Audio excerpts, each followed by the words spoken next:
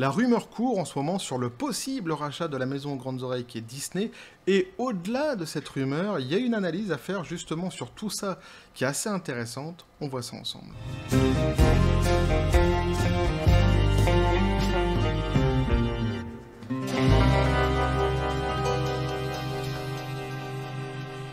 Et dis donc, j'ai failli commencer la vidéo en, en vous chantant la maladie d'amour, elle court, la maladie d'amour de Billy Joel.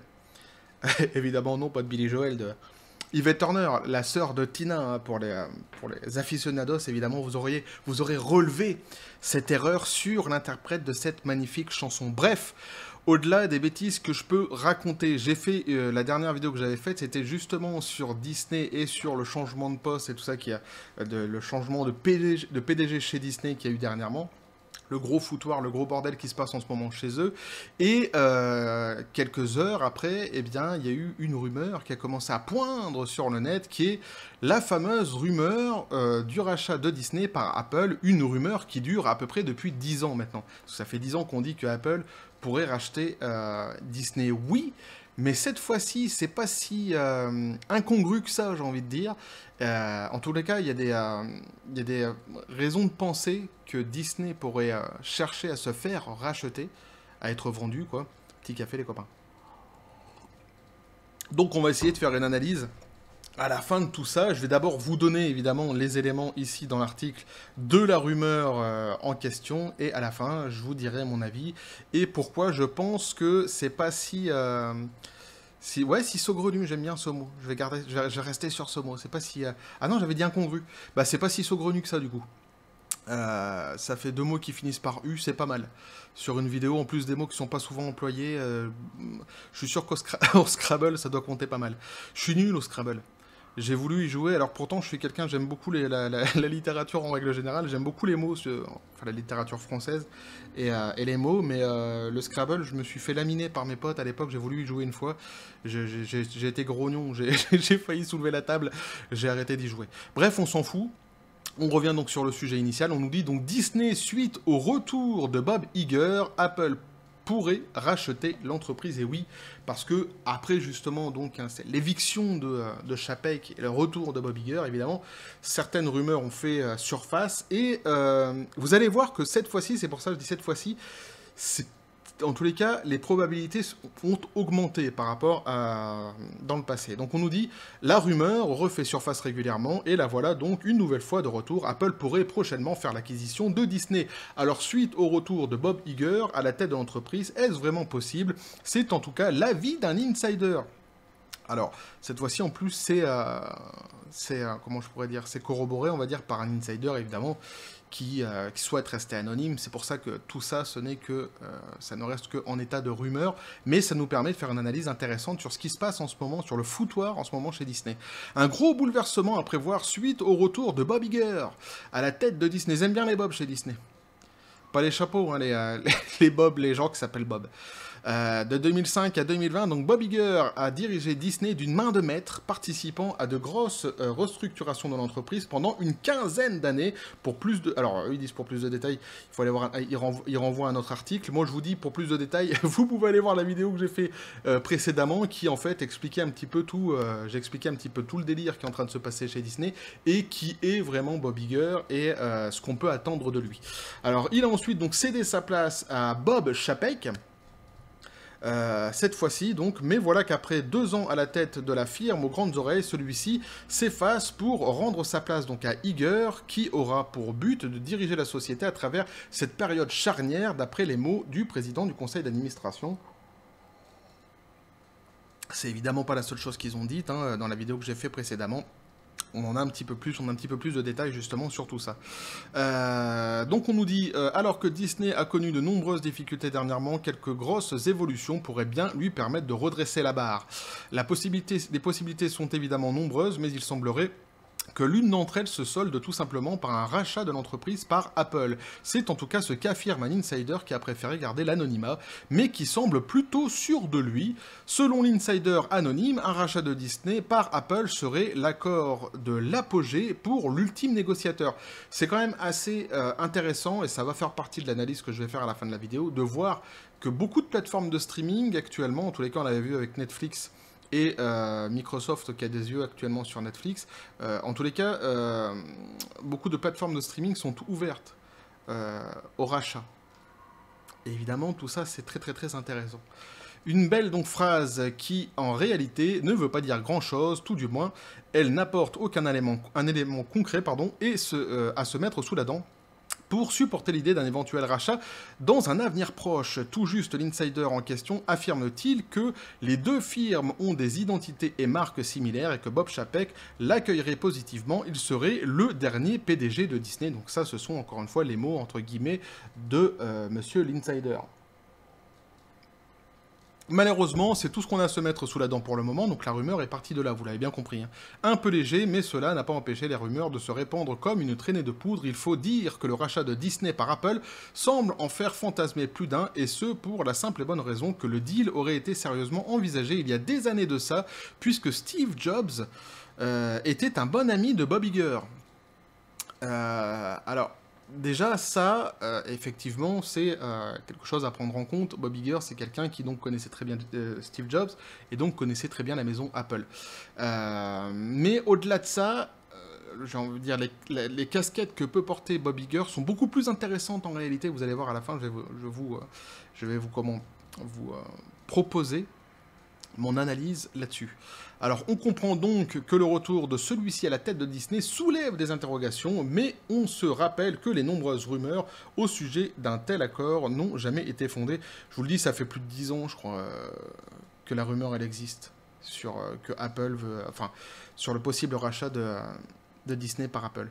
Alors si Apple donc pourrait techniquement se le permettre de racheter Disney, la valorisation boursière du premier étant évaluée à 2,289 milliards, je suis pas sûr que ça soit ça le chiffre. Il me semble que c'était 2200, que c'était pardon 2400 milliards, mais c'est peut-être ça, hein, c'est peut-être 2289.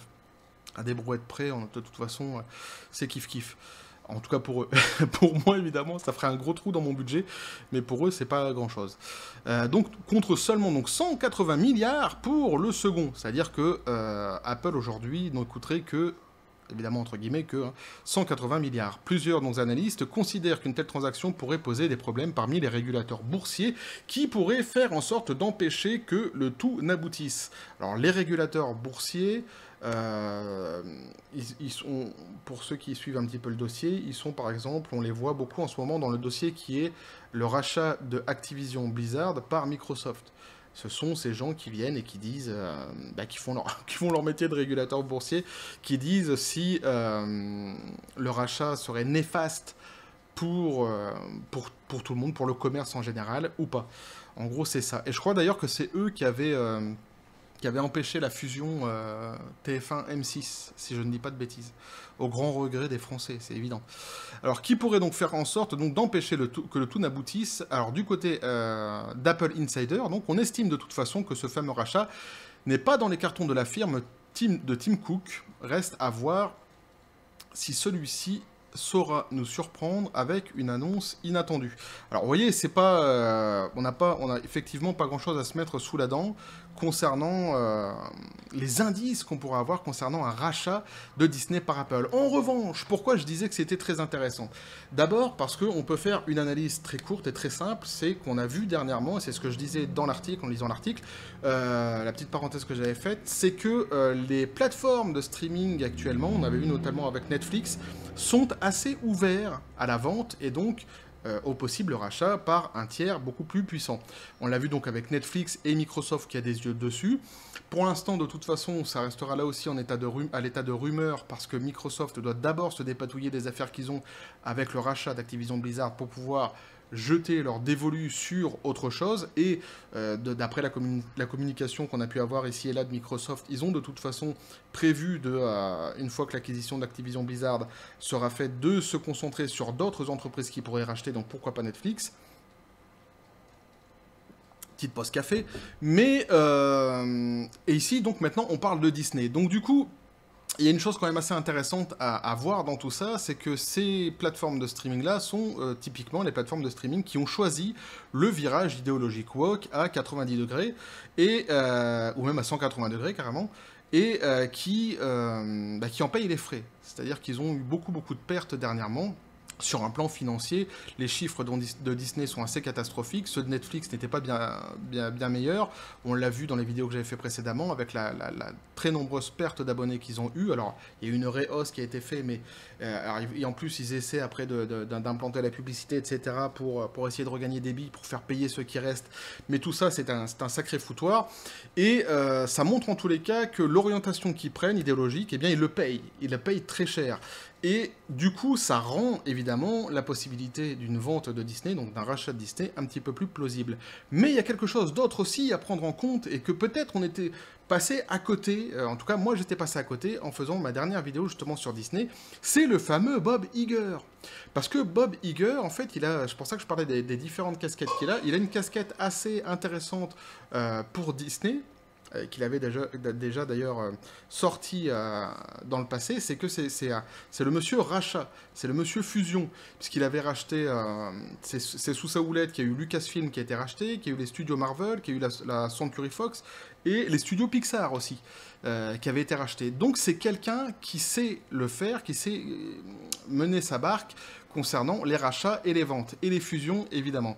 Donc, du coup, quand on se dit que Bob Iger, il a un contrat uniquement de 2 ans, quand Disney communique en disant que son contrat s'est fait uniquement pour trouver son successeur, un successeur viable, on peut se poser des questions.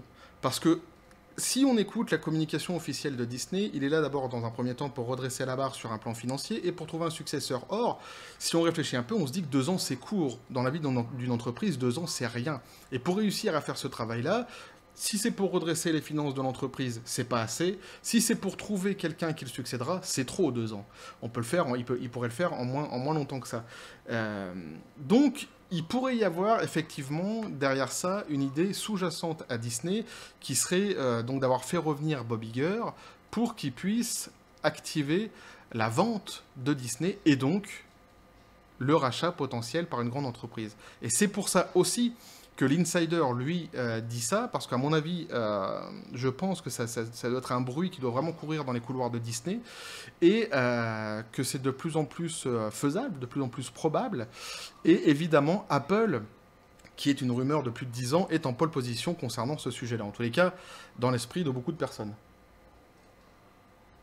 Mais vous voyez, c'est une analyse qu'on peut faire que je trouve assez intéressante, et sur laquelle j'étais passé un petit peu à côté lors de ma dernière vidéo. Alors là, ce sujet-là, en plus, j'ai failli passer à côté, je ne l'ai pas dit en début de vidéo, mais j'ai failli passer à côté. C'est quelqu'un dans les commentaires, justement, sous la dernière vidéo que j'avais faite, qui m'a dit, bah, regarde ce qui est en train de se passer. Apparemment, il y a une rumeur d'Apple qui pourrait racheter à Disney. Donc, je l'en remercie vivement parce qu'effectivement, c'est très intéressant.